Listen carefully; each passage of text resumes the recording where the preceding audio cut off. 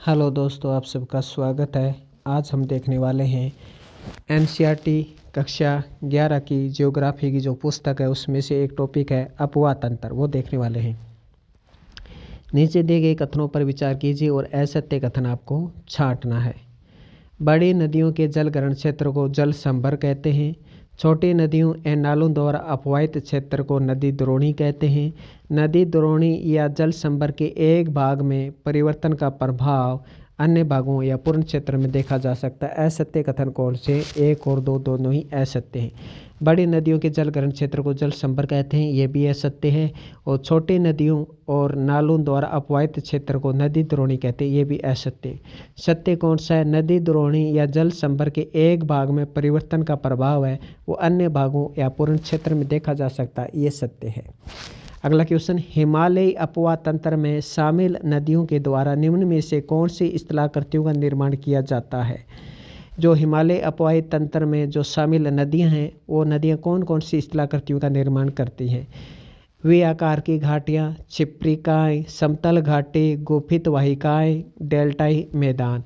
तो बताइए किस किस का निर्माण करती हैं? तो इसका आंसर हो जाएगा सभी का। वी आकार की घाटियां बनाती है, छिप्रिकाएँ बनाती है, समतल घाटी बनाती है, गुफित वाहिकाएँ बनाती है और डेल्टाई मैदान बनाती है। कोसी नदी के द्वारा बिहार में भारी तबाही मचाई जाती है। इसका प्रमुख कारण ये है, इसका प्रमुख कारण क्या है कि कोसी नदी द्वारा पर्वतों से भारी मात्रा में अवसाद लाकर मैदानी भाग में निक्षेपित कर दिया जाता है। बाकी ऑप्शन सही नहीं है कि बिहार के भौगोलिक क्षेत्र में वनों का कम प्रतिशत है, ये सही नहीं है। नदी मार्ग में अत्यधिक बांधों का निर्माण, ये भी सही नहीं है। तो कोसी नदी द्वारा बिहार में तबाही आ जाती है, जिसका कारण है कि कोसी नदी द्वारा पर्वतों से भारी मात्रा में अवसाद लाकर मैदानी भाग में निक्षेपित करना।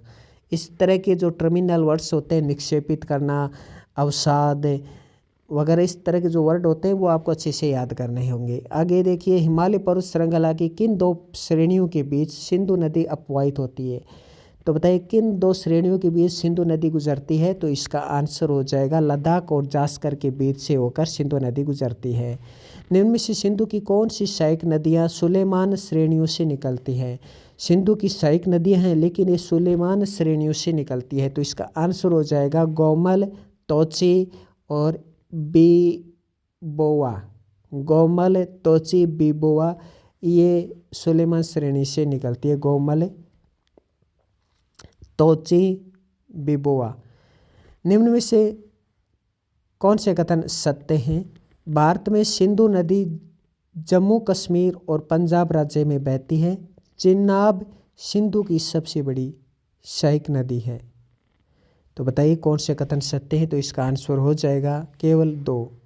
चिनाब सिंधु की सबसे बड़ी सहायक नदी है, ये सत्य है। सिंधु की सबसे बड़ी सहायक नदी कौन सी है बताइए? चिनाब है। भारत में सिंधु नदी जम्मू कश्मीर और पंजाब राज्य में बहती है, ये गलत है। सिंधु जम्मू कश्मीर से तो बहती है लेकिन पंजाब में से नहीं बहती है। अगला देखिए, सिंधु नदी तंत्र के संबंध में विचार कीजिए और सत्य कथन छांटिए। सिंधु की सहायक नदी व्यास कुल्लू घाटी से गुजरती है। जम्मू कश्मीर में अवस्थित डल झील झेलम नदी पर अवस्थित है। कौन सा कथन सत्य? केवल एक सत्य है कि सिंधु की सहायक नदी व्यास कुल्लू घाटी से गुजरती है। सिंधु की सहायक नदी व्यास नदी कुल्लू घाटी से गुजरती है, ये सत्य है। डल झील झेलम पर स्थित है, ये गलत है। डल झील झेलम पर स्थित नहीं है। आगे देखिए, सिंधु नदी में शामिल नदियों का उत्तर से दक्षिण की ओर सही क्रम सजाइए। सिंधु नदी तंत्र में शामिल नदियों का उत्तर से दक्षिण की ओर सही क्रम सजाना है। तो देखिए, उत्तर से दक्षिण की ओर क्रम सजाते हैं। झेलम, चिनाब, रावी, सतलज। उत्तर से दक्षिण की ओर क्रम है झेलम, चिनाब, रावी, सतलज। यह नदी, अब देखिए ये कथन दिया हुआ है और बताना है कि किस नदी के संदर्भ में है। यह नदी चंद्रा और बाघा 2 सरिताओं के मिलने से बनती है। ये सरिताएं हिमाचल प्रदेश में केलांग के निकट तांडी में आपस में मिलते हैं, इसलिए इसे चंद्रभागा के नाम से जाना जाता है। ये किस नदी के संबंध में है? उपरोक्त विवरण किस नदी के संदर्भ में है? तो इसका आंसर हो जाएगा चिनाब। चेनाब नदी है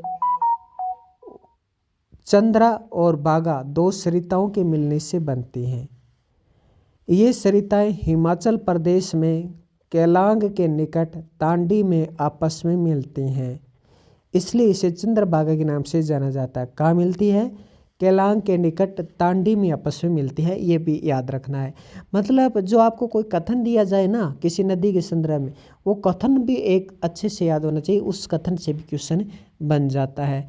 तोड़ मरोड़ कर यहीं से क्वेश्चन बनाया जाता है। भाखड़ा नागल परियोजना स्थित है, तो भाखड़ा नागल कहाँ पर है? भाखड़ा नागल सतलज नदी पर है। अगला क्वेश्चन, गंगा नदी का उद्गम गंगोत्री है। अगला देखिए, गंगा नदी के संदर्भ में विचार कीजिए और असत्य कथन छांटिए। ये हुआ ना क्वेश्चन। तो गंगा नदी मध्य या लघु हिमालय को काटकर तंग महाखंडों से होकर गुजरती है।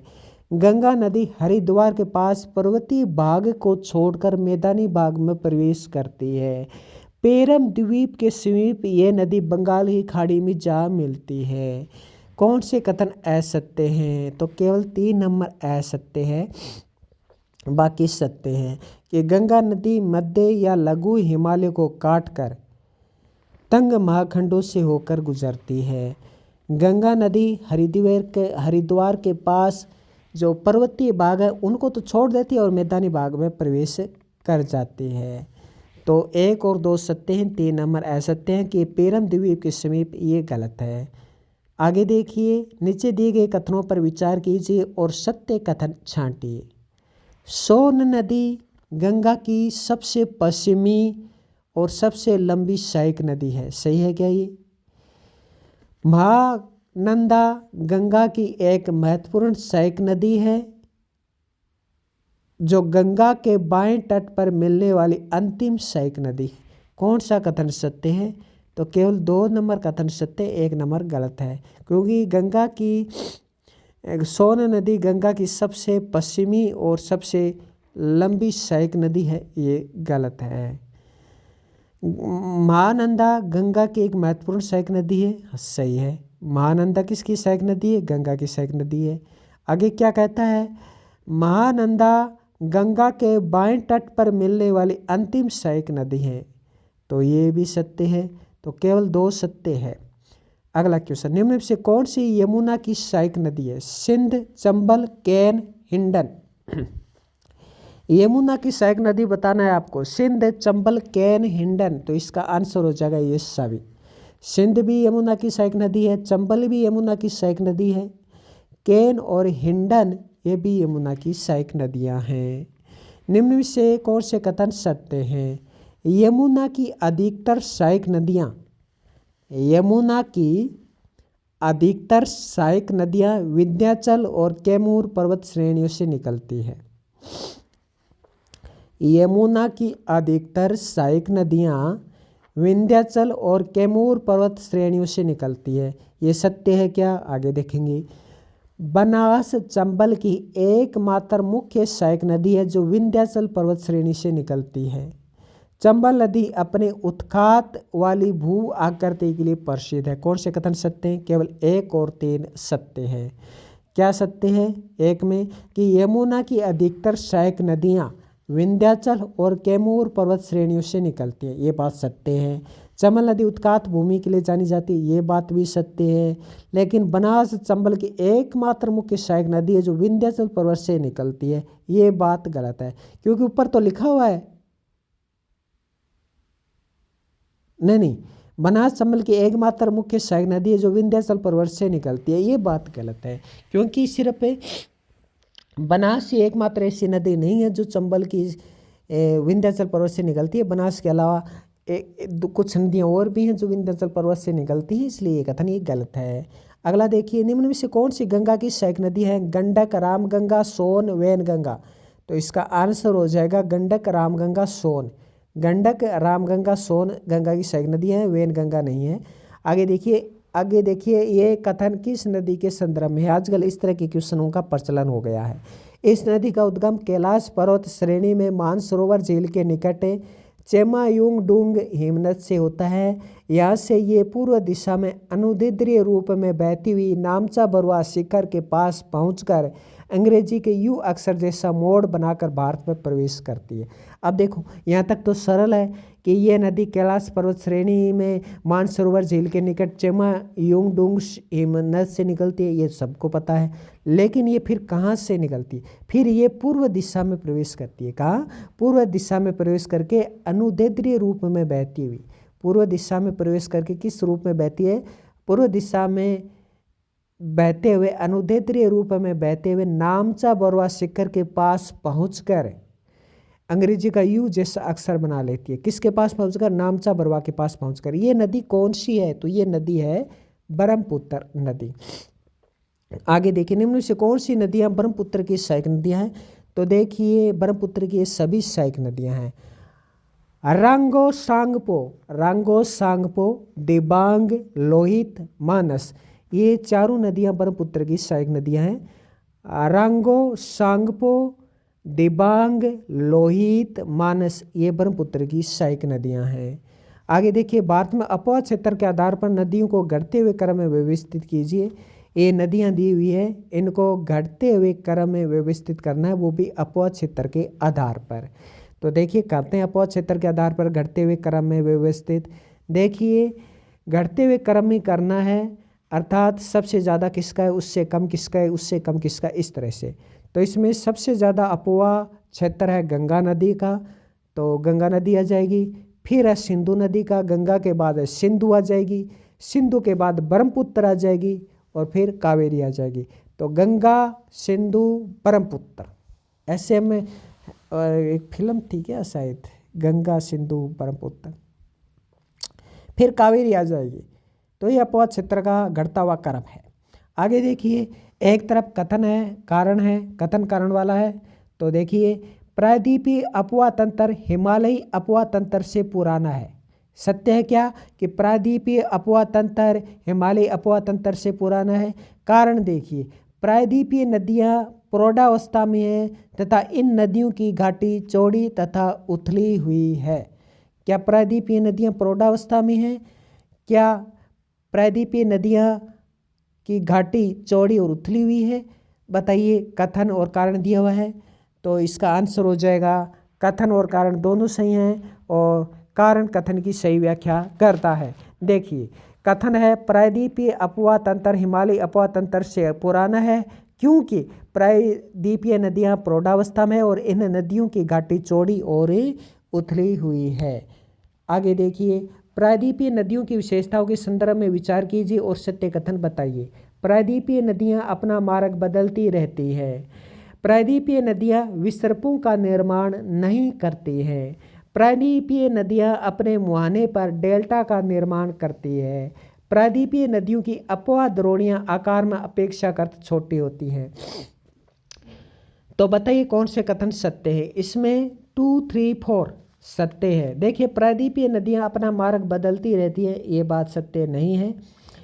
बाकी सत्य है कि ये नदियाँ, प्रायद्वीपीय नदियाँ विसर्पों का निर्माण करती है, यानी सर्प जैसी आकृतियाँ बनाती हैं प्रायद्वीपीय नदियाँ। प्रायद्वीपीय नदियाँ अपने मुहाने पर डेल्टा का निर्माण करती है, ये बात सत्य है। प्रायद्वीपीय नदियाँ अपने मुहाने पर डेल्टा का निर्माण करती है, जैसे गोदावरी नदी है, कावेरी है, वो अपने डेल्टा बनाती है, तो प्रायद्वीपीय नदियाँ डेल्टा बनाती हैं। देखिए प्रायद्वीपीय नदियों का अपवाह द्रोणियाँ होती हैं वो आकार में अपेक्षाकृत छोटी होती है, यानी प्रायद्वीपीय नदियों की जो अपवाह द्रोणियाँ हैं वो आकार में छोटी होती है, ये बात भी सत्य है। तो 2, 3, 4 सत्य है, बाकी 1 सत्य नहीं है। आगे देखिए, निम्न से कौन सी प्रायद्वीपीय नदियाँ रिफ्ट घाटी से बहती है? नर्मदा और ताप्ती नदियाँ, और साथ में महानदी भी नर्मदा, ताप्ती और महानदी रिफ्ट घाटी से होकर बहती है। हमने क्वेश्चन आ चुका है कि कौन सी नदियाँ रिफ्ट घाटी से बहती है, नर्मदा और ताप्ती ऑप्शन में आया था। अब देखिए इसमें महानदी भी आ गया है, प्रश्न को थोड़ा सा जटिल बनाया गया है। तो निम्न से कौन सी प्रायद्वीपीय नदियाँ रिफ्ट घाटी से होकर बहती हैं? तो नर्मदा, ताप्ती और महानदी रिफ्ट घाटी से होकर बहते हैं। अगला क्वेश्चन, निम्न कथनों में से कौन सा कथन सत्य है? निम्न कथनों में से कौन सा कथन सत्य है? पश्चिमी घाट प्रायद्वीपीय नदियों के बीच जल विभाजक का कार्य करती है। प्रायद्वीपीय उत्तरी भाग से निकलने वाली नदी गंगा नदी तंत्र के अंग हैं। यानी प्रायद्वीप के उत्तरी भाग से निकलने वाली नदियाँ गंगा नदी तंत्र का अंग है। सही है क्या? ये कौन कौन से सही हैं? तो देखिए दोनों ही सही हैं। पश्चिमी घाट प्रायद्वीपीय नदियों के बीच जल विभाजक का कार्य करती है। ये सही है। प्रायद्वीप के उत्तरी भाग से निकलने वाली नदियाँ गंगा नदी तंत्र का अंग है। ये भी सही है, दोनों सही हैं। अगला क्वेश्चन देखिए, निम्न में से कौन सी नदियाँ भारतीय उपमहाद्वीप में पश्चिम की ओर प्रवाहित होती है? एक बार क्वेश्चन आया था सेकंड ग्रेड में कि निम्न में से कौन सी नदी दक्षिण की नदी है। 4 नदी दी हुई थी और बताना था निम्न में से कौन सी नदी दक्षिण की नदी है। उसमें एक ऑप्शन था शरावती। शरावती दक्षिण की नदी है। तो देखिए इसी तरह की नदियाँ इसी तरह के क्वेश्चन देते हैं कि कौन सी दक्षिणी नदी है, कौन सी पूर्व की नदी है, इनका क्रम क्या है और कौन सी पश्चिम की ओर बहती है, कौन सी दक्षिण की ओर बहती है, पूर्व की ओर बहती है, यही पूछते हैं। तो निम्न से कौन सी नदियाँ भारतीय उपमहाद्वीप में पश्चिम की ओर प्रवाहित होती है? तो देखिए इसमें से 1 2 3 4 वैगई नहीं होती। वैगई पश्चिम की ओर नहीं बहती, बाकी सब नदियाँ पश्चिम की ओर बहती है। और शरावती तो दक्षिण की है, तो ये दक्षिण से पश्चिम की ओर बहती है। तो देखिए ताप्ती नदी पश्चिम की ओर बहती है, साबरमती पश्चिम की ओर बहती है, पेरियार पश्चिम की ओर बहती है, शरावती पश्चिम की ओर बहती है और ये प्रायद्वीपीय महाद्वीप की नदियां हैं। आगे देखिए एक कथन दिया हुआ है और बताना है ये कथन किस नदी से संबंधित है। ये नदी दक्षिण में सतपुड़ा और उत्तर में विंध्याचल श्रेणियों के मध्य भरस घाटी से बहती हुई संगमरमर की चट्टानों में खूबसूरत महाखंड बनाती है। ये किस नदी से संबंधित कथन है?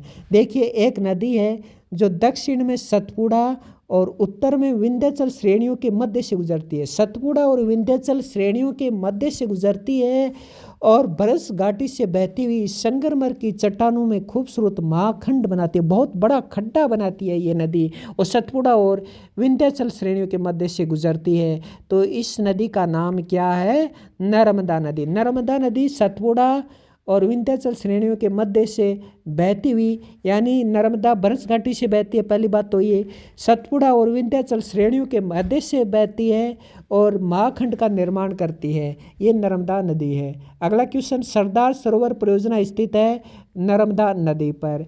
प्रायद्वीपीय भारत की नदियों की लंबाई को घटते क्रम अनुसार व्यवस्थित कीजिए। प्रायद्वीपीय भारत की नदियाँ हैं उनकी लंबाई को घटते हुए क्रम में व्यवस्थित करना है कि सबसे लंबी ये, फिर इसके बाद छोटी ये, इसके बाद छोटी ये, ऐसे। तो देखिए गोदावरी सबसे लंबी नदी है प्रायद्वीपीय इसमें। गोदावरी के बाद कृष्णा के बाद नर्मदा और फिर कावेरी। तो इसमें देखिए गोदावरी है सबसे लंबी, घटते हुए क्रम में बताना है लंबाई। तो इसमें सबसे लंबी गोदावरी है। गोदावरी के बाद कृष्णा है, कृष्णा के बाद नर्मदा है और नर्मदा के बाद कावेरी है। अगला क्वेश्चन, कथन दिया हुआ है और कारण दिया हुआ है और कोट का मिलान कीजिए। वही बात कि सत्य है, कौन सा सत्य है, व्याख्या करता है या नहीं। तो कथन है कावेरी नदी प्रायद्वीप की अन्य नदियों की अपेक्षा कम उतार चढ़ाव के साथ लगभग पूरे साल बहती है। कावेरी नदी की अपवा क्षेत्र के ऊपरी जलग्रहण क्षेत्र में दक्षिण पश्चिम मानसून और निचले क्षेत्रों में उत्तरी पूर्वी मानसून से वर्षा होती है। तो इसका सही, दोनों सही है, व्याख्या करता है। तो देखिए कथन है कावेरी नदी प्रायद्वीप की अन्य नदियों की अपेक्षा कम उतार चढ़ाव के साथ लगभग पूरे साल बहती है। ये बात सत्य है। कावेरी नदी के अपवा क्षेत्र के ऊपरी जलग्रहण क्षेत्र में, कावेरी नदी का जो अपवा क्षेत्र है उसके ऊपरी जलग्रहण क्षेत्र में अर्थात दक्षिण पश्चिम मानसून आता है और निचले क्षेत्रों में उत्तरी पूर्वी मानसून से वर्षा होती है। तो ये बात भी सत्य है और दोनों एक दूसरे की व्याख्या भी करते हैं। अगला क्वेश्चन, अमरावती, भवानी, हेमावती तथा काबिनी किसकी सहायक नदियां हैं? अमरावती, भवानी, हेमावती, काबिनी किसकी सहायक नदियां हैं? तो यह कावेरी की सहायक नदियां हैं। अपवा क्षेत्र के घटते क्रम के अनुसार प्रायद्वीपीय नदियों का कौन सा क्रम सही है? अपवा क्षेत्र के अनुसार घटता हुआ क्रम बताना है और अपवाद क्षेत्र के अनुसार बताना है, लंबाई के अनुसार नहीं। अपवाद क्षेत्र के अनुसार घटता हुआ क्रम बताना है। और ये नदियाँ सभी प्रायद्वीपीय नदियाँ हैं। तो बताइए घटता हुआ क्रम अपवाद क्षेत्र के अनुसार। तो इसका आंसर हो जाएगा गोदावरी, कृष्णा, महानदी, कावेरी। घटता हुआ क्रम बताना है, यानी गोदावरी का अपवाद क्षेत्र वो सबसे ज़्यादा है, उसके बाद कम है कृष्णा का, उसके बाद कम है महानदी का, उसके बाद कम है कावेरी का। तो गोदावरी, कृष्णा, महानदी, कावेरी, ये अपवाद क्षेत्र के अनुसार घटता हुआ क्रम है। गोदावरी, कृष्णा, महानदी, कावेरी। अगला क्वेश्चन देखिए, नीचे दिए गए कथनों पर विचार कीजिए और सत्य कथन छांटिए। नदी के चैनल में वर्ष पर्यंत जल प्रवाह के प्रारूप को नदी भाव प्रवृत्ति कहते हैं, यानी रिवर रेजिम कहते हैं। हिमालय से निकलने वाली नदियों के बहाव की प्रकृति केवल हिमनदों के पिघलने की मात्रा के द्वारा नियंत्रित होती है। दक्षिण भारत की नदियों के बहाव की प्रवृत्ति वर्षा द्वारा नियंत्रित होती है। सत्य कथन छांटना है। मैं इन ऑप्शन को फिर से पढ़ूंगा। इसमें सत्य कथन केवल 1 और 3 है, 2 नंबर सत्य नहीं है। 1 और 3 है सत्य है, वो पढ़ लेते हैं। नदी के चैनल में वर्ष पर्यंत जल प्रवाह के प्रारूप को नदी भाव प्रवृत्ति कहते हैं, तो ये सत्य है। दक्षिण भारत की नदियों के बहाव की प्रवृत्ति वर्षा द्वारा नियंत्रित होती है, ये भी सत्य है। हिमालय से निकलने वाली नदियों के बहाव की हिमालय से निकलने वाली नदियों के बहाव की प्रवृत्ति केवल हिमनदों के पिघलने की मात्रा के द्वारा नियंत्रित होती है। सिर्फ हिमनद से ही पानी नहीं बनता है, बल्कि अन्य नदियाँ भी आकर मिल जाती हैं। तो ऑप्शन 2 गलत है, बाकी 1 और 3 सत्य हैं। अगला क्वेश्चन, गंगा नदी में न्यूनतम जल प्रवाह वर्ष किस महीने में होता है? गंगा नदी में न्यूनतम जल प्रवाह वर्ष के किस महीने में होता है? इसका आंसर हो जाएगा जनवरी से जून। आगे देखिए, दामोदर नदी किसकी सहायक नदी है? तो दामोदर हुगली की सहायक नदी है। निम्न में से किस नदी का उद्गम भारत में नहीं है? तो भारत में व्यास, चिनाब, रावी, सतलज। निम्न में से किस नदी का उद्गम स्थल भारत में नहीं है? तो कहने का मतलब है कि जितनी भी नदियाँ जिनका उद्गम भारत में होता है, उन सब नदियों को पढ़ना पड़ेगा कि इस नदी का उद्गम भारत में होता है, वो सब पढ़ना पड़ेगा। क्योंकि आपसे पूछ लेगा निम्न से किन किन नदियों का उद्गम भारत में नहीं होता, फिर ऑप्शन देगा है बस होता, तो आप कंफ्यूज हो जाएंगे, टाइम आपका खराब हो जाएगा। 2 से 3 मिनट लगेंगे, इससे अच्छा है सभी नदियाँ पढ़ ले। तो इसका आंसर होगा सतलज नदी का उद्गम भारत में नहीं है। व्यास, चिनाब, रावी का, लेकिन सतलज का उद्गम भारत में नहीं है। उद्गम स्थल भारत में नहीं है, यानी भारत में नहीं निकलती है सतलज नदी। हालांकि भारत में बहती है, लेकिन भारत में नहीं निकलती है। तो इसका आंसर ड हो जाएगा। इसी के साथ नदियां हैं यानी अपवाद अंतर यहीं कंप्लीट होता है। धन्यवाद।